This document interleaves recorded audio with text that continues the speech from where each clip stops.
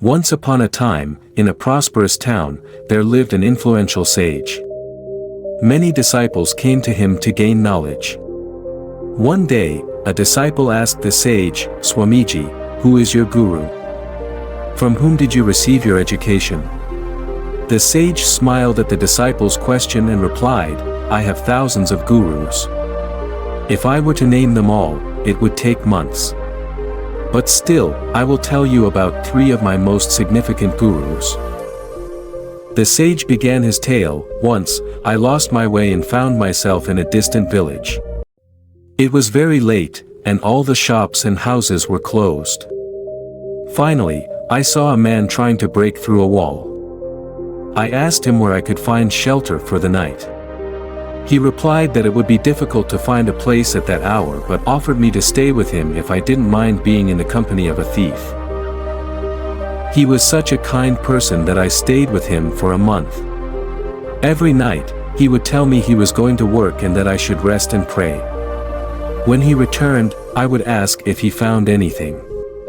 He would say, 'Not today, but if God wills, soon I will.' He was never disheartened or depressed, always cheerful. Years later, when I was deeply engrossed in my meditation and felt nothing was happening, moments of despair would strike me. I would think of giving up my practice. But then, I would remember the thief who, despite his daily struggles, never lost hope. His unwavering faith and persistence inspired me to continue my meditation with renewed vigor. My second guru, the sage continued, was a dog. On a scorching hot day, I was extremely thirsty, searching for water. I saw a dog running towards a river. The dog looked into the river and saw another dog in the water, which was actually its own reflection. Frightened by this other dog, it barked and retreated. But driven by thirst, it would return to the water again and again. Eventually, despite its fear, the dog jumped into the river, and the reflection disappeared. Watching this, I realized that true courage is not the absence of fear but the triumph over it. Success comes to those who face their fears head-on. My third guru, the sage said with a gentle smile, was a little child. I was passing through a village and saw a child carrying a lit candle, heading towards a church. I asked him jokingly, "Did you light this candle?" The child replied, "Yes, I did."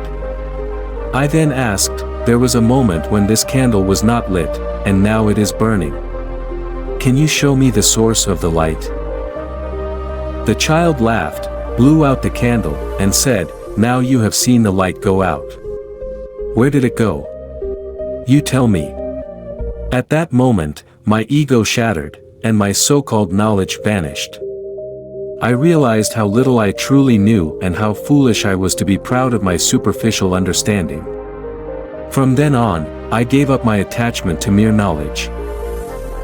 The sage concluded his story with a profound message. My friends, what does it mean to be a disciple? To be a disciple is to be open to the entire existence, ready to learn from every experience, every moment. Life constantly offers us opportunities to learn from various teachers in different forms. It is up to us to recognize and embrace these lessons.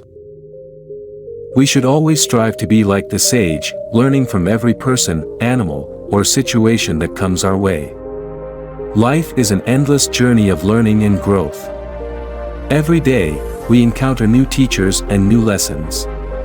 It is our responsibility to remain open, curious, and willing to learn from them. Life is a continuous process of learning and evolving. Embrace every experience, and look for the lessons it offers.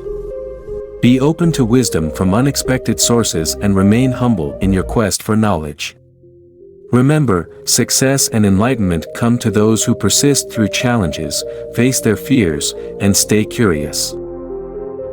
If you found this story inspiring, subscribe to our channel for more motivational stories and life lessons.